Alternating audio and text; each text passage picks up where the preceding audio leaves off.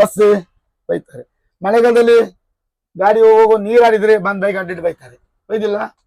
ಈ ಬಸ್ ಕೆಲಸಕ್ಕೆ ಬಂದ್ರೆ ಅವನಿಗೆ ಬಸ್ ಕೆಲಸದಲ್ಲಿ ಫ್ಯೂಚರ್ ಇಲ್ಲ. ಅವ ಎಲ್ಲಿವರೆಗೆ ಅವನ ಕೈಕಾಲು ಗಟ್ಟಿ ಉಂಟು, ಅವ ದುಡಿತಾನೆ ಓಡಾಡ್ತಾನೆ, ಅಲ್ಲಿವರೆಗೆ ಅವನಿಗೆ ಫ್ಯೂಚರ್ ಉಂಟು. ಮತ್ತೆ ಕಿರಿಕಿರಿ ಇಲ್ಲಿ ಈಚೆ ಬದಿಯಲ್ಲಿ ಟೈಮ್ ಕೀಪರ್ನವರು ಲೇಟ್ ಆದ್ರೆ ಅವ್ರು ಬೈತಾರೆ, ಪ್ಯಾಸೆಂಜರ್ ಅವರು ಕೆಲವು ಚೇಂಜ್ ವಿಷಯದಲ್ಲಿ ಅವ್ರು ಬೈತಾರೆ. ಇಳಿಯುವಾಗ ಅದು ಡ್ರೈವರ್ ಕೂತ ಚಾಲಕರಿಗೆ ಅಲ್ಲಿ ಮಿರರ್ ಅಲ್ಲಿ ಕ್ಲಿಯರ್ ಆಗಿ ಎಲ್ಲವೂ ಕಾಣುದು. ಯಾರೊಬ್ಬ ಲೀಡರ್ ಆಗಲಿ, ಯಾರು ಕೂಡ ಖಾಸಗಿ ಬಸ್ ಅಲ್ಲಿ ದುಡಿಯುವ ನಿರ್ವಾಹಕ ಚಾಲಕರ ಬಗ್ಗೆ ಯಾರೂ ಕೇಳಲಿಲ್ಲ. ನಮ್ಮನ್ನು ಯಾರು ಗಣನೆಗೆ ತೆಗೆದುಕೊಳ್ಳೇ ಇಲ್ಲ. ಜಾಸ್ತಿ ಆಗ್ತುಂಟಲ್ಲ ಪ್ರತಿಯೊಂದು ಆಗಿಲ್ಲ. ಈಗ ನಾನು ಶುರುವಿಗೆ ಕಂಡಕ್ಟರ್ ಆಗಿ ಬರುವಾಗ ನಮ್ಗೆ ದಿನಕ್ಕಿದ್ದದ್ದು ಎಷ್ಟು, ಈಗ ನಾನು ಹೈದರಾಬಾದ್ ಬಸ್ ಅಲ್ಲಿ ಡ್ಯೂಟಿ ಮಾಡುವಾಗ ಮಧ್ಯಾಹ್ನ ಹೋಗಿ ಜ್ಯೋತಿಯಲ್ಲಿ ಅಂಬರಡೆ ತಿರುಗಿಸಿ ಬಂದದ್ದು ಉಂಟು. ಒಂದು ಲೋಕಲ್ ರೂಟ್ ಅಲ್ಲಿ ಹೊಸಬ ಗಂಟೆ ಬರ್ತಾನೆ, ಅವನಿಗೆ ಬರೆದು ಕೊಡ್ಬೇಕು ಅವ ಈಗ ಮಾಡಿ ನೋಡು. ಬಸ್ಸಿನವರಿಗೆ ಟೈಮ್ ಅಲ್ಲಿಯೇ ಊಟ ಅಂತ ಹೇಳಿಲ್ಲ. ಅವನಿಗೆ ಯಾವ ಟೈಮ್ ಅಲ್ಲಿ ಟೈಮ್ ಉಂಟು ಅಲ್ಲಿ ಊಟ ಮಾಡ್ಲಿಕ್ಕೆ, ಅದ್ರಲ್ಲಿ ಆಗಲ್ಲ. ಅದ್ರಲ್ಲಿ ಬರಿಬೇಕು. ಪುನಃ ಈ ಲೆಕ್ಕ ಸ್ವಲ್ಪ ವೀಕ್ ಇದ್ದವ ಒಂದಕ್ಕಿಷ್ಟು, ಎರಡಕ್ಕಿಷ್ಟು, ಮೂರಕ್ಕಿಷ್ಟು, ಅದೇ ಇದಾಗಲ್ಲ ಬರ್ತಲ್ಲ. ಹೆಚ್ಚಿನ ಜನರಿಗೆ ಕೀಳಂದಾಗಿರ್ತದೆ ಇವನ ಅದವರ ಕಷ್ಟ ಏನು, ಅವರಿಗೂ ಒಂದು ಅವರ ಪರಿಸ್ಥಿತಿ ಹೇಗೆ ಉಂಟು, ಅವರ ಕಷ್ಟ ಹೇಗೆ ಉಂಟು ಅಂತೇಳಿ ನಮ್ಮ ಮದನ್ ಮಣಿಪಾಲ್ ಅವರು ಜನರಿಗೆ ಒಂದು ತಲುಪಿಸುವಲ್ಲಿ ಯಶಸ್ವಿಯಾಗಿದ್ದಾರೆ.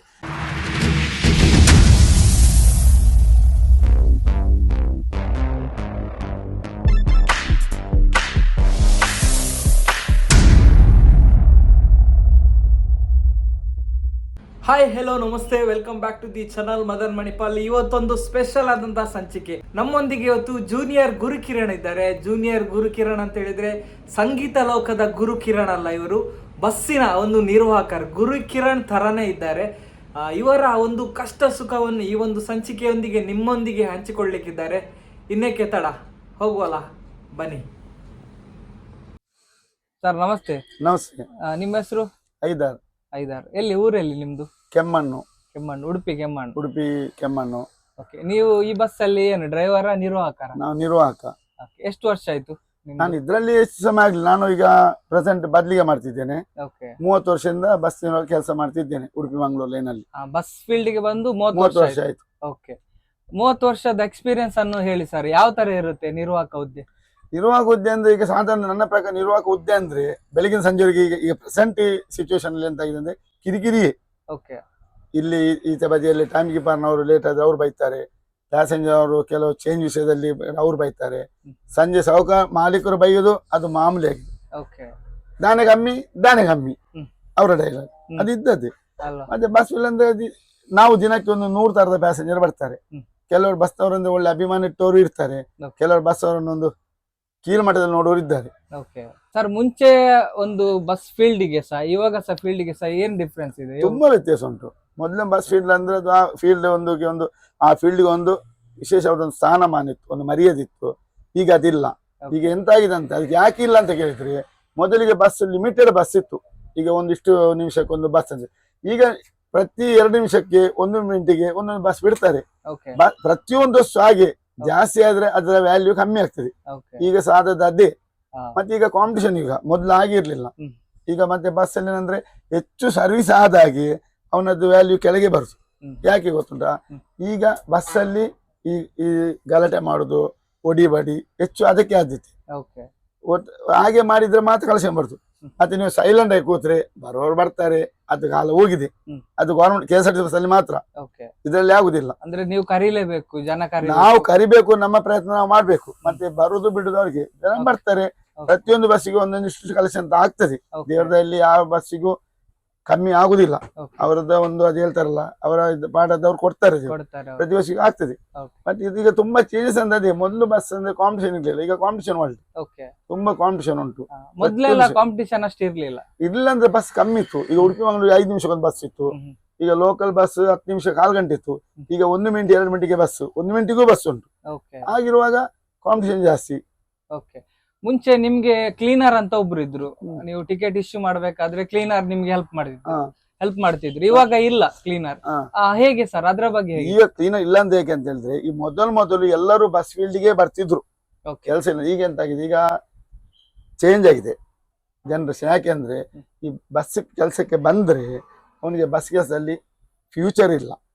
ಅವ ಎಲ್ಲಿವರೆಗೆ ಅವನ ಕೈಕಾಲು ಗಟ್ಟಿ ಉಂಟು, ಅವ ದುಡಿತಾನೆ ಓಡಾಡ್ತಾನೆ, ಅಲ್ಲಿವರೆಗೆ ಅವನಿಗೆ ಫ್ಯೂಚರ್ ಉಂಟು, ಮತ್ತೆ ಫ್ಯೂಚರ್ ಇಲ್ಲ. ಮತ್ತೆ ಕ್ಲೀನ್ ಕೆಲಸ ಮಾಡೋರಿಗೆ ಫ್ಯೂಚರ್ ಇಲ್ಲ. ಅದಕ್ಕೆ ಎಂತ ಮಾಡ್ತಾರೆ, ಎಲ್ಲ ಬೇರೆ ಕೆಲಸ ಹೋಗ್ತಾರೆ, ಬೇರೆ ಲೇಬರ್ ಕೆಲಸ ಅದೆಲ್ಲ ಹೋದ್ರೆ ದಿನಕ್ಕೆ 100-800 1,000 ಈಗ ದುಡಿತಾರೆ. ಬಸ್ಸಿಗೆ ಕ್ಲೀನರ್ ಬಂದೆ ಸಿಗುದು 250, 200, 300. ಅದು ಅವನ ಜೀವನ ನಿರ್ವಹಣೆ ಮಾಡ್ಲಿಕ್ಕೆ ಸಾಕಾಗುದಿಲ್ಲ. ಹಾಗೆ ಈಗ ಕ್ಲೀನರ್ ಬರುದಿಲ್ಲ, ಕ್ಲೀನರ್ ಲೈನ್ ಅಲ್ಲಿ ಇಲ್ಲ.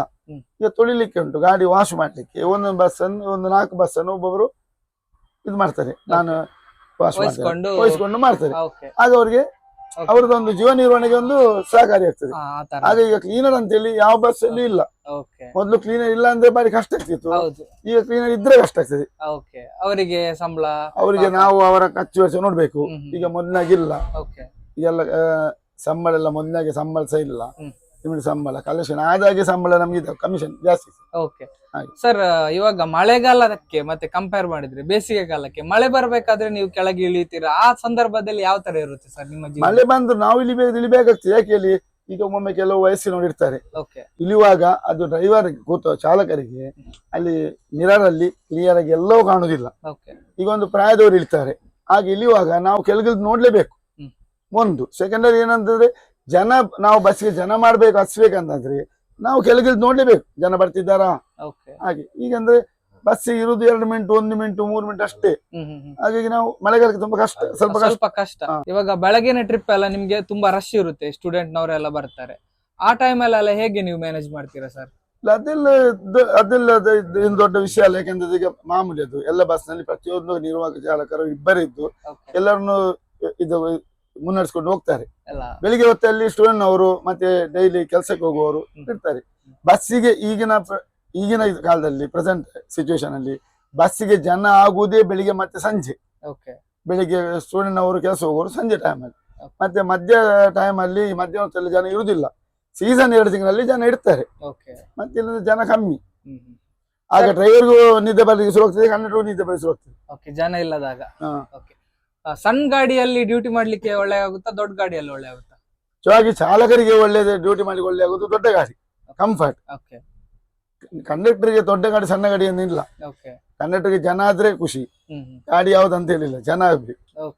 ಅದು ಯಾಕೆ ಅದು ಸಣ್ಣ ಗಾಡಿ ದೊಡ್ಡ ಗಾಡಿ ಚಾಲಕರಿಗೆ ಒಳ್ಳೇದು? ದೊಡ್ಡ ಗಾಡಿ ಅದೊಂದು ಒಂದು ಅವರಿಗೆ ಕಂಫರ್ಟ್. ಇದು ಮೊದ್ಲಿಂದ ಇದ್ದದೆಲ್ಲ ದೊಡ್ಡ ಗಾಡಿ ಅಲ್ಲ, ಈಗೆಲ್ಲ ಸಣ್ಣ ಗಾಡಿ ಬಂದಿದೆ ಇವಾಗ. ಅದ್ರಲ್ಲಿ ಏನಂದ್ರೆ ಟೋಲ್ ಉಳಿತಾಯ ಆಗ್ತದೆ ಅಂತ ಹೇಳಿ, ಮತ್ತೆ ಡೀಸೆಲ್ ಉಳಿತಾಯ ಆಗ್ತದೆ ಮಾತ್ರ. ಆದ್ರೆ ಮೇಂಟೆನೆನ್ಸ್ ಚಾರ್ಜ್ ಇದಕ್ಕಿಂತ ಜಾಸ್ತಿ, ಅದಕ್ಕೆ ಅಲ್ವಾ ಇರ್ಬಾನ ಮೇಂಟೆನೆನ್ಸ್ ಸಣ್ಣಡಿಗೆ ಜಾಸ್ತಿ. ಓಡಿಸ್ಲಿಕ್ಕೆ ಗಾಡಿ ದೊಡ್ಡ ಗಾಡಿ ಒಳ್ಳೇದು. ಇವಾಗ ಆದಷ್ಟು ಗಾಡಿ ಎಲ್ಲ ತುಂಬಾನೇ ಜಾಸ್ತಿ ಆಗ್ತಿದೆ. ಮುಂಚೆ ನೀವ್ ಹೇಳಿದ್ರೆ ತುಂಬಾ ಕಡಿಮೆ ಇತ್ತು ಗಾಡಿ ಅಂತ ಹೇಳಿದ್ರೆ. ಸರ್, ಇವಾಗ ಟ್ಯಾಕ್ಸಿನ ಬಗ್ಗೆ ಹೇಳುದಾದ್ರೆ ಮುಂಚೆಗೆ ಮತ್ತೆ ಇವಾಗ ತುಂಬಾ ಡಿಫ್ರೆನ್ಸ್. ಟ್ಯಾಕ್ಸ್ ಎಲ್ಲ ಜಾಸ್ತಿ ಆಗ್ತುಂಟಲ್ಲ ಪ್ರತಿಯೊಂದು ಹಾಗೆಲ್ಲ. ಈಗ ನಾನು ಶುರುವಿಗೆ ಕಂಡಕ್ಟರ್ ಆಗಿ ಬರುವಾಗ ನಮ್ಗೆ ದಿನಕ್ಕಿದ್ದದ್ದು ಎಷ್ಟು 90 ರೂಪಾಯಿ 100 ರೂಪಾಯಿ ಈಗ ಸಂಬಳ ಇತ್ತು. ಈಗ 1,000 ಆಗಿದೆ. ಪ್ರತಿಯೊಂದು ಹಾಗೆ ಇರ್ತುಂಟಲ್ಲ. ಈಗ ಟ್ಯಾಕ್ಸ್ ಈಗ ಹೇಳುದಾದ್ರೆ ದೊಡ್ಡ ಗಾಡಿಗೆ ವರ್ಷಕ್ಕೊಂದು 2 ಲಕ್ಷ ಟ್ಯಾಕ್ಸ್ ಹೋಗ್ತದೆ 3 ತಿಂಗಳು ಕಟ್ಟುವ ಇದ್ರಲ್ಲಿ. ಸಣ್ಣ ಗಾಡಿಗೆ ಅದೊಂದು 1.5-2 ಲಕ್ಷ ಹೋಗ್ತದೆ. ಅದು ಒಂದೇ ಟ್ಯಾಕ್ಸ್. ಇಷ್ಟು ಟ್ಯಾಕ್ಸ್ ಪೇ ಮಾಡಿ ಉಡುಪಿ ದಕ್ಷಿಣದಲ್ಲಿ ಟ್ಯಾಕ್ಸ್ ಕಟ್ಟಿದಷ್ಟು ವರ್ಷಕ್ಕೆ ಎಷ್ಟು ಕೋಟಿ ಟ್ಯಾಕ್ಸ್ ಆಗ್ತದೆ ಅಂದ್ರೆ, ಇವರು ಪುನಃ ಈ ಪ್ರೈವೇಟ್ ಓಡುವಲ್ಲಿ ಗೌರ್ಮೆಂಟ್ ಬಿಡಬಾರ್ದು. ಬಿಡಬಾರ್ದು ಅಂತ ಹೇಳಿ ಅಲ್ಲ, ಅವರೊಟ್ಟಿಗೆ ಕಾಂಪಿಟೇಷನ್ ಮಾಡಿ ನಮಗೆ ಅವ್ರಿಗೆ ಪೈಪೋಟಿ ಆದ್ರೆ ನಮ್ಗೆ ಲಾಸ್. ಯಾಕೆ ಅದು ನಿಜವಾಗಿ ಇವರು ಮಾಲಕರು ಅದ್ರ ಬಗ್ಗೆ ಗಮನ ಹರಿಸ್ಬೇಕು. ಯಾಕಂದ್ರೆ ಒಂದು ವರ್ಷಕ್ಕೆ ನಮ್ಮ ಉಡುಪಿ ದಕ್ಷಿಣ ಕನ್ನಡ ಜಿಲ್ಲೆಯಲ್ಲಿ ಎಷ್ಟು ಕೋಟಿಗಟ್ಟಲೆ ಮೇಲೆ ಟ್ಯಾಕ್ಸ್ ಸರ್ಕಾರಕ್ಕೆ ಹೋಗ್ತದೆ. ನನ್ನ ಲೆಕ್ಕ ಪ್ರಕಾರ ಇಲ್ಲಿ ಪೇ ಮಾಡಿದಷ್ಟು, ಉಡುಪಿ ದಕ್ಷಿಣದಲ್ಲಿ ಪೇ ಮಾಡಿದಷ್ಟು ಪ್ರೈವೇಟ್ ಬಸ್ನವರು ನಮ್ಮ ದೇಶದಲ್ಲಿ ಬೇರೆ ಎಲ್ಲಿಯೂ ಅಷ್ಟು ಟ್ಯಾಕ್ಸ್ ಹೋಗ್ಲಿಕ್ಕೆ ಸಾಧ್ಯ ಇಲ್ಲ. ಈಗ ಸರ್ಕಾರ ಬಿಟ್ಟಿದ್ದಾರೆ, ನಮ್ಮೊಟ್ಟಿಗೆ ಕಾಂಪಿಟೇಷನ್ ಆಗ್ತದೆ. ಅದು ಒಂದು ಅದಕ್ಕೆ ಹೋಗೋದು, ಅದಕ್ಕೆ ಹೋಗ್ತದೆ, ಇದಕ್ಕೆ ಬರ್ತಾನೆ ಅಂತ ಹೇಳಿ ಅಲ್ಲ. ಅದನ್ನು ಮಾಲಕರು ಸ್ವಲ್ಪ ಗಮನ ಹರಿಸ್ಬೇಕು. ಇಷ್ಟು ನಾವು ಟ್ಯಾಕ್ಸ್ ಕಟ್ತೇವೆ, ನಮ್ಗೆ ಸರ್ಕಾರಿ ಬಸ್, ನಮ್ಮ ಖಾಸಗಿ ಬಸ್ ಇದ್ದ ಜಾಗದ ಸರ್ಕಾರಿ ಬಸ್ ಓಡಿಸಿದ್ರೆ ನಮ್ಗೆ ಖಾಸಗಿ ಬಸ್ಗೆ ಸ್ವಲ್ಪ ನಷ್ಟ ಉಂಟಾಗ್ತದೆ. ಸೌತ್ ಕೇಂದ್ರದಲ್ಲಿ ಹೆಚ್ಚಾಗಿ ಬಸ್ಸಿಗೆ, ಬಸ್ ಅಂದ್ರೆ ನಮ್ ಕಡೆ ತುಂಬಾ ಜಾಸ್ತಿ ಇದೆ. ನೀವ್ ಹೇಳ್ದಾಗೆ ಟ್ಯಾಕ್ಸ್ ತುಂಬಾ ಕಲೆಕ್ಟ್ ಆಗ್ತದೆ.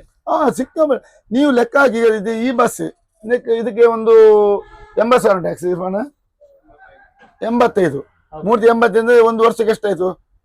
8×4 32 3 ಲಕ್ಷ ಜಿಲ್ಲೆ ಇದ್ರಲ್ಲಿ ಟ್ಯಾಕ್ಸ್ ಆಯ್ತು. 3,40,000. ಸಣ್ಣ ಅಡಿಗೆ 45 60 33 ಅದು ವರ್ಷಕ್ಕೆ ಎಷ್ಟಾಯ್ತು? 1.5 ಲಕ್ಷವರೆಗೆ ಆಯ್ತು. ಒಂದೊಂದು ಬಸ್ಸಿಗೆ ಅಷ್ಟಾದ್ರೆ ಎಷ್ಟು ಸಾವಿರಗಟ್ಟಲೆ ಬಸ್ ಉಂಟು. ಒಂದು ವರ್ಷಕ್ಕೆ ಎಷ್ಟು ಕೋಟಿಗಟ್ಟಲೆ ಆದಾಯ ಸರ್ಕಾರಕ್ಕೆ ಬಸ್ಸಿನ ಟ್ಯಾಕ್ಸ್ ಇಂದ ಉಂಟು. ಆದ್ರೆ ಪ್ರೈವೇಟ್ ಬಸ್ಗಳಿಗೆ ಯಾವುದೇ ರೀತಿ ಫೆಸಿಲಿಟಿ ಇಲ್ಲ, ಭದ್ರತೆ ಇಲ್ಲ, ಯಾವುದೂ ಇಲ್ಲ. ಓಕೆ. ಈಗ ಎಷ್ಟು ಬೇಡ, ಕೊರೋನಾ ಬಂತು. ಕೊರೋನಾ ಬಂದಾಗ ಸರ್ಕಾರ ಎಲ್ಲರಿಗೂ ಏನಾದ್ರೂ ಒಂದು ವ್ಯವಸ್ಥೆ ಮಾಡಿದೆ. ಈಗ ಅವರಿಗಿಷ್ಟು ಇವ್ರಿಗಿಷ್ಟು, ಆ ಕಾರ್ಮಿಕರಿಲ್ಲ ಇವರಿಗಿಲ್ಲ ಅಂತೇಳಿ ಎಲ್ಲ ಬಿಟ್ಟು ಟೂರಿಸ್ಟ್ ಗಾಡಿಯವರಿಗೆ ಸಹ 5,000 ಕೊಟ್ಟಿದ್ದಾರೆ. ಆದರೆ ಸರ್ಕಾರ ಆಗ್ಲಿ, ಯಾರೊಬ್ಬ ಲೀಡರ್ ಆಗಲಿ, ಯಾರು ಕೂಡ ಖಾಸಗಿ ಬಸ್ಸಲ್ಲಿ ದುಡಿಯುವ ನಿರ್ವಾಹಕರ ಬಗ್ಗೆ ಯಾರೂ ಕೇಳಲಿಲ್ಲ. ನಮ್ಮನ್ನು ಯಾರು ಗಣನೆಗೆ ತೆಗೆದುಕೊಳ್ಳೇ ಇಲ್ಲ. ಹಾಗೆ ನಮ್ಗೆ ಇದರಲ್ಲಿ ಎಂತ, ಈ ಪ್ರೈವೇಟ್ ಬಸ್ಸಲ್ಲಿ ಲಾಸ್ಟ್ಗೆ ಹೇಳುದೇನಂದ್ರೆ, ನಮ್ಮ ಖಾಸಗಿ ಬಸ್ಸಲ್ಲಿ ದುಡಿದ್ರೆ ಮಾತ್ರ ನಮ್ಗೆ ಜೀವನ ನಿರ್ವಹಣೆ, ಇಲ್ಲದ್ರೆ ಮತ್ತೆ ಏನಿಲ್ಲ. ಹಾಗಂತೇಳಿ ನಾನು ಇನ್ನೊಂದು ಹೇಳ್ತೇನೆ, ಹಾಗಂತೇಳಿ ಸಾಹುಕಾರ ನಮ್ಮ ಮಾಲಕರು ಕೊಡ್ಬೇಕಂತ ಹೇಳುದಿಲ್ಲ. ಯಾಕಂದ್ರೆ ಈಗಿನ ಕಾಲದಲ್ಲಿ ಮಾಲಕರು ಬಸ್ ಉಂಟು ಮಾತ್ರ, ಅವರಿಗೆ ಬಸ್ ಉಂಟಂತೇಳಿ ಮಾತ್ರ ಅವ್ರು ಬಸ್ ಅನ್ನು ಓಡಿಸೋದು ನಷ್ಟದಲ್ಲಿ. ಈಗ ಒಂದು ಬಸ್ ಆಗಿದ್ದ ಮಾಲಕರಿಗೆ ಅವ್ರಿಗೇನು ಉಳಿದಿಲ್ಲ. ಈ ಗಾಡಿ ಕೆಲಸ ಬರುವಾಗ ಅದು ಇದು ಅಂತ ಬರುವಾಗ ಟ್ಯಾಕ್ಸ್, ಇನ್ಸೂರೆನ್ಸ್, ಮತ್ತೆ ಲೋನು, ಗಾಡಿ ಕೆಲಸ ಅಂತ ಬರುವಾಗ ಮಾಲಕನವರಿಗೆ ಎಂತ ಉಳಿಯುವುದಿಲ್ಲ. ಒಟ್ಟೊಂದು ಬಸ್ ಉಂಟಂತೇಳಿ ಮಾತ್ರ ಒಂದು ಪ್ರತಿಷ್ಠೆಗೆ ಒಂದು ಬಸ್ ಓಡಿಸ್ತಾರೆ. ಹಾಗಂತೇಳಿ ಕೊರೋನಾ ಸಂದರ್ಭದಲ್ಲಿ ಕೆಲವು ಮಾಲಕರು ಕೊಟ್ಟಿದ್ದಾರೆ, ಕೆಲವರು ಕೊಡುವ ಪರಿಸ್ಥಿತಿ ಇಲ್ಲ ವರ್ಷ. ಆದ್ರೆ ಯಾವನೋ ಒಬ್ರು ಸಹ, ಒಂದು ಜನಪ್ರತಿನಿಧಿ ಆಗ್ಲಿ, ಸರ್ಕಾರ ಆಗ್ಲಿ, ಒಂದು ಯಾರೋ ಒಂದು ಮುಂದಾಳತ್ವ ಕೊಡೋರಾಗ್ಲಿ, ಯಾರು ಕೂಡ ಖಾಸಗಿ ಬಸ್ನವರೇ ಒಂದು ಕರೆದು ಕೇಳಲಿಲ್ಲ. ಅದು ಎಲ್ಲರಿಗೂ ಗೊತ್ತುಂಟು. ಇದನ್ನು ಬೇಕಾದ ನನ್ನ ಹತ್ರ ಇಲ್ಲ, ಖಾಸಗಿ ಬಸ್ ಯಾರ ಹತ್ರ ಬೇಕಾದ ಕೇಳಿ, ಅವರೆಲ್ಲರೂ ಅದನ್ನೇ ಹೇಳುದು. ಖಾಸಗಿ ಬಸ್ ದುಡಿಯೋರಿಗೆ ಕಷ್ಟ ಸಹ ಉಂಟು. ನೋಡ್ಲಿಕ್ಕೆ ಕೆಲವು ಆ ಬಸ್ ಬೈತಾರೆ. ಮಳೆಗಾಲದಲ್ಲಿ ಗಾಡಿ ಹೋಗೋ ನೀರಾಡಿದ್ರೆ ಬಂದ್ ಬೈಕ್ ಅಡ್ಡಿಟ್ಟು ಬೈತಾರೆ. ಬೈದಿಲ್ಲ, ನೀರಾಡಿದ್ರೆ ನಾವೆಂತ ಮಾಡ್ಲಿಕ್ಕೆ ಪ್ರತಿಯೊಂದು ಆಗಿ. ಈಗ ಕೆಲವೊಂದು ಸಮಯ ಆಕ್ಸಿಡೆಂಟ್ ಆಗ್ತದೆ. ಆಕ್ಸಿಡೆಂಟ್ ಸಹ ಯಾರು ಕೂಡ ಬೇಕಂತ ಮಾಡುದಿಲ್ಲ. ಈಗ ಬಸ್ಸಿನವರು ಒಮ್ಮೊಮ್ಮೆ ಬಸ್ಸಿನವರಿಗೆ ಪರಿಸ್ಥಿತಿಗೆ ಅನುಗುಣವಾಗಿ ಒಮ್ಮೆ ಓಡಿಸ್ಬಿಟ್ಟು ಹೋಗ್ತಾರೆ, ಇಲ್ಲ ಅಂತ ಹೇಳುದಿಲ್ಲ. ಈಗ ಎಲ್ಲ ಬದಿ ಬ್ಲಾಕ್. ಈಗ ಬರುವ ನೋಡಿ, ಸಂತೆಯಲ್ಲಿ ಫ್ಲೈಓವರ್ ಆಗ್ಲಿಲ್ಲ, ಅಲ್ಲಿ ಬ್ಲಾಕ್, ಕಡಪಡೆ ಅಲ್ಲಿ ಬ್ಲಾಕ್, ಮಂಗಳೂರು ಕೇಪ್ನಂತೂ ದಿನಾಲು ಬ್ಲಾಕ್. ಅದು ಎಲ್ಲರಿಗೂ ಗೊತ್ತು. ಆ ಟೈಮಲ್ಲಿ ಟೈಮ್ ವೇಸ್ಟ್ ಮಾಡ್ಲಿಕ್ಕೆ, ಕವರ್ ಮಾಡ್ಲಿಕ್ಕೆ ಸ್ವಲ್ಪ ಓಡಿಸ್ಬಿಟ್ಟು ಹೋಗ್ಬೇಕಾಗ್ತದೆ. ಹಾಗಂತೇಳಿ ಅವ್ರು ಬೇಕಂತೇಳಿ ಯಾರು ಆಕ್ಷನ್ ಮಾಡುದಿಲ್ಲ. ಒಮ್ಮೊಮ್ಮೆ ಪರಿಸ್ಥಿತಿ ಆಗಿರ್ತದೆ. ನಾವಂತೇಳಿಲ್ಲ, ಈ ಟೂ ವೀಲರ್ ಬರುವಾಗೆ ಈಗ ಬರುವಾಗ ನೀವೇ ನೋಡಿದ್ರು ಅಲ್ಲಿ ಹೇಗೆ ಹೋದ್ರು. ಹಾಗೆ ಆಗ್ತದೆ. ಅದೇ ಎಲ್ಲದಕ್ಕೂ ಬಸ್ನವರು ಒಂದು ದೂರಿ ಪ್ರಯೋಜನ. ಹಾಗಂತೇಳಿ ಎಲ್ಲ ಬಸ್ನವರು ಒಳ್ಳೆಯವರು ಅಂತ ನಾನು ಹೇಳುದಿಲ್ಲ. ಹಾಗೆ ನಾವು ಬಸ್ನವರೆಲ್ಲ ಕೆಟ್ಟವರು ಅಲ್ಲ. ಸರ್, ಇನ್ನು ಬರುವಂತಹ ಯಂಗ್ಸ್ಟರ್ಸ್ ನವರು ನಿರ್ವಾಹಕ ಹುದ್ದೆಗೆ ಬರಬಹುದಾ? ನನ್ನ ಲೆಕ್ಕ ಪ್ರಕಾರ 90% ಚಾನ್ಸಸ್ ಕಮ್ಮಿ. ಯಾರು ಬರ್ತಾ ಇಲ್ಲ ಈಗ. ಈಗ ಅಂದ್ರೆ ಎಲ್ಲರೂ ಈಗ ಎಂತಾಗಿದೆ, ಈಗ ಒಂದು PUC ಮಾಡಿದ್ರೆ, SLC ಮಾಡಿದ್ರೆ, ಅವ್ರು ಏನಾದೊಂದು ಕೋರ್ಸ್ ಮಾಡಿ ಏನಾದೊಂದು ಬೇರೆ ಕೆಲಸ ಹೋಗ್ತಾರೆ. ಅದಕ್ಕೆ ಪ್ರತಿಷ್ಠೆ ಉಂಟು, ಒಂದು ಗೌರವ ಉಂಟು ಕೆಲಸಕ್ಕೆ. ಇದ್ರಲ್ಲಿ ಇಲ್ಲ. ಇದರಲ್ಲಿ ದುಡಿಬಹುದು, ತಿನ್ಬಹುದು, ಮತ್ತೆ ನಿಮ್ಮ ಒಂದು ಆ ಕೆಲಸಕ್ಕೆ ಒಂದು ಗೌರವ ಇಲ್ಲ. ಹಾಗಂತೇಳಿ ಕೊಡೋರು ಇದ್ದಾರೆ ಗೌರವ, ಅದು ಗೌರವ ತುಂಬಾ ಕಮ್ಮಿ. ಇದನ್ನು ಬೇಕಾದ್ರೆ ನೀವು ಯಾವ ಒಬ್ಬ ಚಾಲಕ ನಿರ್ವಾಹಕ ಬೇಕಾದ್ರೆ ಕೇಳಿ, ಆಗ ಅವ್ರು ಹೇಳ್ತಾರೆ ಈ ಕೆಲಸದಲ್ಲಿ ಗೌರವ ಇಲ್ಲ. ಜನ ಕೇಳುದು ಆಯನ ಡ್ರೈವರ, ನಿಮ್ಮನ್ನ ಕಂಡಕ್ಟರ್ ಹಾಗೆ ಹೇಳು. ಇನ್ನೊಂದು ವಿಷಯ ಬರೋದಾದ್ರೆ, ಇವಾಗ ಮುಖ್ಯವಾಗಿ ಡ್ರೈವರ್ ನೀವು ರೈಟ್ ಕೊಟ್ರೆ ಅವ್ರು ಹೋಗ್ತಾರೆ. ಟೈಮಿಂಗ್ ವಿಚಾರದಲ್ಲಿ ನಿಮ್ಗೆ ಅದು ಸೆಟ್ ಆಗ್ತದ ಸರ್? ಆಗ್ತದೆ. ಈಗ ಪ್ರತಿಯೊಬ್ಬ ಡ್ರೈವರ್ ಕೂಡ ಅವ್ರು ಟೈಮ್ ಹೋಗ್ತಾರೆ. ಕಂಡಕ್ಟರ್ ಈಗ ಡ್ರೈವರ್ ಅವರೇ ಹೋಗ್ತಾರೆ, ಕಂಡಕ್ಟರ್ ಅವರು ಅದಕ್ಕೆ ಎಲ್ಸ್ ಮಾಡ್ಕೊಂಡು ಹೋಗ್ತಾರೆ. ಮತ್ತೆ ಕೆಲವು ಡ್ರೈವರ್ ಚೇಂಜ್ ಆಗಿ ಪರ್ಮನೆಂಟ್ ಡ್ರೈವರ್ ರಜೆ ಇದ್ದಾಗ ಬದ್ಲಿ ಡ್ರೈವರ್ ಬಂದಾಗ ಕಂಡಕ್ಟರ್ ಸ್ವಲ್ಪ ನೀವು ಹೇಳ್ತೀರಾ ಸಜೆಕ್ಟ್ ಮಾಡ್ತಾನೆ, ಸ್ವಲ್ಪ ಹೋಗ್ಬೇಕಂತ. ಅದೇನು ಸಮಸ್ಯೆ ಬರುದಿಲ್ಲ ನಮ್ಗೆ. ಸರ್, ಒಂದು ಸ್ಟಾಪ್ ಇಂದ ಒಂದು ಸ್ಟಾಪಿಗೆ, ಇವಾಗ ಎಕ್ಸಾಂಪಲ್ ನಿಮ್ಗೆ ತಾಲೂಕು ಆಫೀಸ್ ಇಂದ ನೆಕ್ಸ್ಟ್ ಸ್ಟಾಪ್ ಕಡ್ಪಾಡಿ, ಎಷ್ಟು ಟೈಮ್ ಒಳಗೆ ಹೋಗ್ಬೇಕು? ನಮ್ಗೆ ಟೈಮ್ ಅಲ್ಲಿ ಎಷ್ಟು ಅಂದ್ರೆ, ಉಡುಪಿಯಿಂದ ಕಾಪಿಗೆ 22 ನಿಮಿಷ, 22. ತಾಲೂಕು ಆಫೀಸಿಂದ ಕಡ್ಪಾಡಿಗೆ 9, ಉಡುಪಿಯಿಂದ ತಾಲೂಕು ಆಫೀಸ್ 6, ಅಲ್ಲಿಂದ 9, ಕಡ್ಪಾಡಿ ಕಾಪಿ 7. ಅಂದ್ರೆ ಆ ಟೈಮ್ ಒಳಗೆ ಹೋಗ್ಬೇಕು ನಿಮ್ಗೆ. ಎಲ್ಲರೂ ಹಾಗೆ ಹೋಗ್ತಾರೆ. ಆ ಟೈಮಲ್ಲಿ ಆ ಮಿಡಲ್ ಅಲ್ಲಿ ಏನಾದ್ರು ಬ್ಲಾಕ್ ಆದ್ರೆ ಟೈಮ್ ತಪ್ಪಿ ಹೋಗ್ತದೆ ನಿಮ್ಗೆ. ಅಂದ್ರೆ ಅವಾಗ ಸ್ಟ್ಯಾಂಡ್ ಸಿಗುದಿಲ್ಲ. ಸ್ಟ್ಯಾಂಡ್ ಸಿಗ್ತದೆ ಅಂದ್ರೆ ಎಲ್ಲ ಬಸ್ ಲೇಟ್ ಆಗಿ ಬಂದ್ರೆ ಅಲ್ಲಿ ಟೈಮ್ ಕೀಪರ್ ನಾವು ರೇಸ್ ಮಾಡ್ತಾರೆ, ಬರ್ಲಿಕ್ಕೆ ಆಗುದಿಲ್ಲ. ಆದ್ರೆ ಎಂತಾಗ್ತದೆ ಅಂತ ಹೇಳಿದ್ರಿ, ಈ ಬಸ್ಸಿಗೆ ಟೈಮ್ ಇಲ್ಲದಾಗ, ಅವನಿಗೆ ಹೋಗಿ ವಾಪಸ್ ಮಂಗಳೂರಿಂದ ಬಿಡ್ಲಿಕ್ಕೆ ಟೈಮ್ ಇಲ್ಲದಾಗ ತುಂಬಾ ಸಮಸ್ಯೆ ಆಗ್ತದೆ. ಇಲ್ಲ ಲಾಸ್ಟ್ ನಾವೇ, ಈಗ ನಾನು ಐರ ಬಸ್ ಅಲ್ಲಿ ಡ್ಯೂಟಿ ಮಾಡುವಾಗ ಮಧ್ಯಾಹ್ನ ಹೋಗಿ ಜ್ಯೋತಿಯಲ್ಲಿ ಅಂಬರಡೆ ತಿರುಗಿಸಿ ಬಂದದುಂಟು. ಆಗ್ತದೆ. ಈಗ ಕೆಲವು ಬಸ್ಗೆ ಟೈಮ್ ಹೋಗ್ಲಿಕ್ಕಿಲ್ಲ, ಅಲ್ಲೇ ತಿರುಗಿಸಿ ಬರ್ತೀವಿ, ನಮ್ಮ ಟೈಮ್ ಕಲ್ದಿರ್ತಲ್ಲ. ಹಾಗೆ ಟೈಮ್ ಇಲ್ಲದಾಗ ಹಾಗೆ ಆಗ್ತದೆ. ಟೈಮ್ ಇದ್ದಾಗ ಈಗ ಈ ಬಸ್ಗೆ ತಗೊಂಡ್ರೆ, ಈಗ ನಾವು ಮಧ್ಯಾಹ್ನ 3 ಗಂಟೆ 3:00 ಬಿಡ್ತೇವೆ. ನಮ್ದು ರೀಚಿಂಗ್ ಟೈಮ್ 4:35 4:40. ಒಂದು 10 ನಿಮಿಷ ಬ್ಲಾಕ್ ಆದ್ರೆ ತೊಂದರೆ. ಯಾಕೆ ನಮ್ಗೆ ವಾಪಸ್ ಬಿಡ್ಲಿಕ್ಕೆ 5 ಗಂಟೆ 20 ನಿಮಿಷಕ್ಕೆ ಹಾಗೆ ಸಿಗ್ತದೆ. ಅದೇ ಒಂದು ಫಾಸ್ಟ್ ಗಾಡಿಗೆ ಅವನಿಗೆ 1:30 ಗಂಟೆಯಲ್ಲಿ ಮಂಗಳೂರು ಬಿಟ್ಟು ಆಗ್ಬೇಕಾದ್ರೆ ಅವನ ಟೈಮಿಂಗ್ ಹಾಗೆ ಇದ್ರೆ ಈಗ ಬ್ಲಾಕ್ ಆದ್ರೆ ಅರ್ಧ ದಿವಸ ಬರ್ಬೇಕು. ಓಕೆ, ಆ ತರ ಎಲ್ಲ ಆಗ್ತದೆ. ಅರ್ಥ ಆಗ್ತದೆ.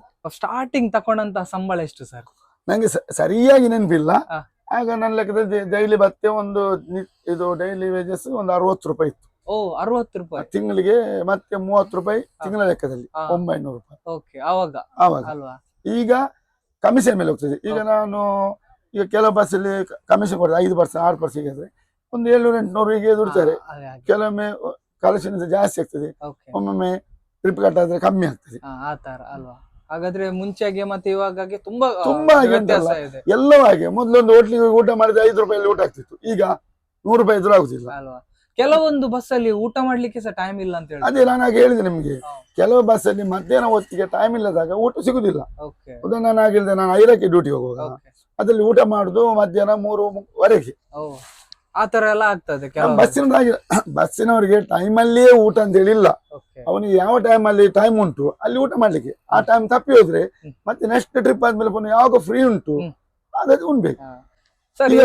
ಬಸ್ಸಿನವ್ರಿಗೆ ಏನದು ಫುಡ್ ಹೆಲ್ತ್ ಹಾಳಾಗುದು ಅದ್ರಲ್ಲಿ. ಹೇಗೆ ಹೇಳಿ, ಈಗ ಉದಾಹರಣೆಗೆ ಒಂದು 12-1 ಗಂಟೆ ಊಟ ಮಾಡುವವನಿಗೆ ಅವ ಅಲ್ಲಿ ಟ್ರಿಪ್ ಚೇಂಜ್ ಟೈಮ್ ಬ್ಲಾಕ್ ಆಗಿ ಟ್ರಿಪ್ ಒಂದು 3-4 ಗಂಟೆ ಊಟ ಮಾಡುವಾಗ ಸ್ವಲ್ಪ ಅದು ಎಷ್ಟಂದ್ರು ಎಸಿಡಿಟಿ ಅದು ಇದೆಲ್ಲರಿಗೆ ಆಗುದು ಮಾಮೂಲಿ. ಸರಿ, ಮುಂಚೆ ನೀವು ಟಿಕೆಟ್ ಎಲ್ಲ ಬರ್ದು ಕೊಡ್ತಾ ಇದ್ರಿ ಒಂದು ಇಟ್ಕೊಂಡು ಟಿಕೆಟ್ ಪುಸ್ತಕದಲ್ಲಿ. ಇವಾಗೆಲ್ಲ ಡಿಜಿಟಲ್ ಎಲ್ಲ ಬಂದಿದೆ ಸರ್, ಅದ್ರ ಬಗ್ಗೆ ಏನು ಹೇಳುದು? ಅಲ್ಲ, ನಿಜವಾಗಿ ಈಗ ಡಿಜಿಟಲ್ ಬಂದಿಲ್ಲ. ನಿಜವಾಗಿ ಇದು ಒಳ್ಳೇದು. ಅದು ಕಷ್ಟ, ಇದು ಸುಲಭ. ಇದೊಮ್ಮೆ ಬಸ್ ಈಗ ನಾವು ಮಂಗಳೂರಿನ ಬರುವಾಗ ಕುಳೂರು ಬಸ್ ಒಂದು 50 ಜನ ಇದ್ರು, ನಿಮ್ದು ಕುಳಾಯಿ ಬರುವಳಿಗೆ ಕೊಟ್ಟಾಗ್ತದೆ. ಕೊಟ್ಟಾಗ್ತದೆ. ಅದ್ರಲ್ಲಿ ಆಗಲ್ಲ, ಅದ್ರಲ್ಲಿ ಬರಿಬೇಕು. ಪುನಃ ಈ ಲೆಕ್ಕ ಸ್ವಲ್ಪ ವೀಕ್ ಇದ್ದವ 1ಕ್ಕಿಷ್ಟು 2ಕ್ಕಿಷ್ಟು 3ಕ್ಕಿಷ್ಟು ಅದೇ ಇದಾಗಲ್ಲ ಬರ್ತಲ್ಲ. ಇದು ನಿಜವಾಗಿ ಒಳ್ಳೇದು. ಹೌದು, ನಾನು ಅದೇ ನಾವು ಮುಂಚೆ ಸ್ಕೂಲಿಗೆಲ್ಲ ಹೋಗ್ಬೇಕಾದ್ರೆ ಲಾಸ್ಟಿಗೆ ಬಂದು ಪಾಪ ಬರಿತಾ ಇದ್ರು ಮುಂಚೆ ಎಲ್ಲ. ಅದು ಟಿಕೆಟ್ ಕೊಟ್ಟದನ್ನು ಇದು ಬರಿಬೇಕು, ಎಷ್ಟು ಕೊಟ್ಟಿದ್ದೇನೆ, ಎಲ್ಲಿಂದ ಎಲ್ಲಿಗೆ, ಅದು ಚೆಕಿಂಗ್ ನವರು ಬರುವಾಗ ಅದು ನೋಡ್ಲಿಕ್ಕೆ. ಇದ್ರಲ್ಲಿ ಆಗಲ್ಲ. ಇದರಲ್ಲಿ ಟಿಕೆಟ್ ಮಿಷನ್ ಅಲ್ಲಿ ಕೊಟ್ಟದ್ದು. ಈಗ ಉದಾಹರಣೆಗೆ ಒಂದು ಕಾಪಲ್ಲಿ ಉಚ್ಚಿಲದಲ್ಲಿ ಚೆಕಿಂಗ್ ಹತ್ತುವಾಗ ಆ ಮಿಷನ್ ಕೊಟ್ರೆ ಆ ಸ್ಟೇಟ್ಮೆಂಟ್ ಎಲ್ಲ ಬರ್ತದೆ, ಎಲ್ಲಿಂದ ಎಲ್ಲಿಗೆ ಇಷ್ಟು ಜನ ಬಸ್ ಅಲ್ಲಿ ಉಂಟು, ಇದರಲ್ಲಿ ಇಷ್ಟು ಉಂಟು. ಇದು ಸುಲಭ ಅಲ್ವಾ? ಮತ್ತೆ ನಿಮ್ಗೆ ರೇಟ್ಸ್ ಅದ್ರಲ್ಲೇ ಫಿಕ್ಸ್ ಆಗಿರ್ತದೆ. ಈಗ ಮಂಗಳೂರಿಗೆ ರೇಟ್ ಅದ್ರಲ್ಲಿ ಫೀಲ್ ಆಗಿರ್ತದೆ, ಎಲ್ಲಿಂದ ಎಲ್ಲಿಗೆ ಎಷ್ಟು. ಈ ಮೊದ್ಲೆಲ್ಲ ಎಂತ ಆಗ್ತಿತ್ತು, ಈ ಟಿಕೆಟ್ ಪುಸ್ತಕ ಇರುವಾಗ ಈ ಒಂದು ಲೋಕಲ್ ರೂಟ್ ಅಲ್ಲಿಗೆ ಹೊಸ ಗಂಟೆ ಬರ್ತಾನೆ, ಅವನಿಗೆ ಬರೆದು ಕೊಡ್ಬೇಕು ಎಷ್ಟು ಇಲ್ಲಿಂದ ಎಷ್ಟು ಅವ ಈಗ ಮಾಡಿ ನೋಡು. ಇದೆಲ್ಲ ನಾನು ನೋಡಿದ್ದೇನೆ. ಈಗ ಇದು ಯಾವುದೇ ರೂಟಿಗೆ ಬಸ್ ಹೋಗ್ಲಿ, ಉಡುಪಿ ಮಂಗಳೂರು ಹೋಗ್ಲಿ, ಉಡುಪಿ ಕೊಲ್ಲೂರು ಹೋಗ್ಲಿ, ಶಿವಮೊಗ್ಗ ಹೋಗ್ಲಿ, ಅದರಲ್ಲಿ ರೇಟ್ ಇಂತಿಂತ ಎಷ್ಟು ಫೀಲ್ ಆಗಿರ್ತದೆ. ಆತರ ಅವಾಗ ನಿಮ್ಗೆ ಸ್ವಲ್ಪ ಹೆಲ್ಪ್ ಆಗ್ತದೆ. ಅದು ಚಾರ್ಜಿಂಗ್ ಇಡ್ಬೇಕು ನೀವು ಡೈಲಿ. ಹೌದು, ಅದಂದ್ರೆ ನಮ್ದು ಮೊಬೈಲ್ ಆಗಿ ಬ್ಯಾಟ್ರಿ ಇದರಲ್ಲಿ ಡೌನ್ ಆಗುದಿಲ್ಲ, ನಿಮ್ಗೆ ಚಾರ್ಜ್ ತೋರ್ತದೆ, ಅದು ಚಾರ್ಜ್ ಇಟ್ಟರೆ. ಸರ್, ಫೈನಲಿ ನಮ್ಮ ಮದನ್ ಮಣಿಪಾಲ್ ಯೂಟ್ಯೂಬ್ ಚಾನಲ್ಗೆ ಏನಂತ ಹೇಳ್ತೀರಾ? ಮದನ್ ಮಣಿಪಾಲ್ ಯೂಟ್ಯೂಬ್ ಚಾನಲ್ ಒಳ್ಳೆ ಚಾನಲ್. ಅವರು ನಿಜವಾಗಿ ಅವರನ್ನು ನಾನು ತುಂಬಾ ಅಪ್ರಿಸಿಯೇಟ್ ಮಾಡ್ತೀನಿ. ಯಾಕೆಂದ್ರೆ ಒಂದು ಬಸ್ಸಿನ ಚಾಲಕ ನಿರ್ವಾಹಕರ ಕಷ್ಟಗಳನ್ನು ಒಂದು ಜನರಿಗೆ ತಿಳಿಸುವಲ್ಲಿ ಅವ್ರು ತುಂಬಾ ಯಶಸ್ವಿಯಾಗಿದ್ದಾರೆ. ಅವ್ರು ತುಂಬಾ ಪ್ರಯತ್ನ ಪಡ್ತಾರೆ. ಯಾಕಂತ ಹೇಳಿದ್ರೆ ಒಂದು ಬಸ್ಸಿನ ಚಾಲಕ ನಿರ್ವಹಣೆ ನೋಡಿದ ಬಗ್ಗೆ ಹೆಚ್ಚಿನ ಜನರಿಗೆ ಕೀಳಂದಾಗಿರ್ತದೆ. ಇವನ ಅದವರ ಕಷ್ಟ ಏನು, ಅವರಿಗೂ ಒಂದು ಅವರ ಪರಿಸ್ಥಿತಿ ಹೇಗೆ ಉಂಟು, ಅವರ ಕಷ್ಟ ಹೇಗೆ ಉಂಟು ಅಂತೇಳಿ ನಮ್ಮ ಮದನ್ ಮಣಿಪಾಲ್ ಅವರು ಜನರಿಗೆ ಒಂದು ತಲುಪಿಸುವಲ್ಲಿ ಯಶಸ್ವಿಯಾಗಿದ್ದಾರೆ. ಅವರಿಗೂ ಅವರ ಚಾನಲ್ಗೂ ತುಂಬ ಒಳ್ಳೆಯದಾಗಲಿ, ಹಾಗೂ ದೇವರವರನ್ನು ಒಳ್ಳೆ ಮಾಡಲಿ, ಅವ್ರಿಗೆ ದೀರ್ಘ ಆರೋಗ್ಯ, ದೀರ್ಘ ಆಯುಷ್ಯ, ದೀರ್ಘ ಸುಖ ಸಂಪತ್ತು ಕೊಟ್ಟು ದೇವರನ್ನು ಕಾಪಾಡಲಿ ಅಂತೇಳಿ ನಾ ಈ ಸಂದರ್ಭದಲ್ಲಿ ಬೇಡ್ಕೊಳ್ತಿದ್ದೀನಿ. Thank you sir, thank you so much. ಒಳ್ಳೆ ನಿಮ್ಮ ಒಂದು ಆಶೀರ್ವಾದ ನಮ್ಮಂತ ಒಂದು ಯಂಗ್ಸ್ಟರ್ಸ್ ನ ಮೇಲೆ ಯಾವತ್ತೂ ಇರಬೇಕು. ನಮ್ದೊಂದು ಸಣ್ಣ ಪ್ರಯತ್ನ ಸರ್. ಯಾಕೆ ಹೇಳಿದ್ರೆ ನಾವು ಅವರ ಕಷ್ಟ ಅವರೇ ಹೇಳಿದ್ರೆ ಕೇಳುದಿಲ್ಲ ಯಾರು, ಹೌದಲ್ವಾ? ನಮ್ಮ ಒಂದು ಚಾನಲ್ ನ ಮುಖಾಂತರ ನಮ್ಮ ಹತ್ರ ಎಷ್ಟಾಗ್ತದೆ ಅಷ್ಟು ಡ್ರೈವರ್ನವರ ಒಂದು ಮಾಹಿತಿಯನ್ನು ಕಲೆ ಹಾಕಿ ನಮ್ಮ ಸಬ್ಸ್ಕ್ರೈಬರ್ ನವರಿಗೆ ಹಂಚುವ ಪ್ರಯತ್ನ ಸರ್. ತುಂಬಾ ಒಳ್ಳೆ ಪ್ರಯತ್ನ, ನಿಜವಾಗಿ ತುಂಬಾ ಒಳ್ಳೆ ಪ್ರಯತ್ನ. ದೇವರು ನಿಮ್ಮನ್ನು ಒಳ್ಳೆ ಮಾಡ್ಲಿ, ನಿಮ್ಗೆ ಒಳ್ಳೆ ಈ ಯೂಟ್ಯೂಬ್ ಚಾನಲ್ ಪ್ರಕಾರ ಮೂಲಕ ದೇವರು ನಿಮ್ಗೆ ಜೀವನದಲ್ಲಿ ಒಳ್ಳೆ ಬ್ರೈಟ್ ಫ್ಯೂಚರ್ ಕೊಡ್ಲಿ, ದೇವ್ರಿಗೆ ಒಳ್ಳೆ ಮಾಡ್ಲಿ. All the best Madan. Thank you sir, thank you so much. Welcome.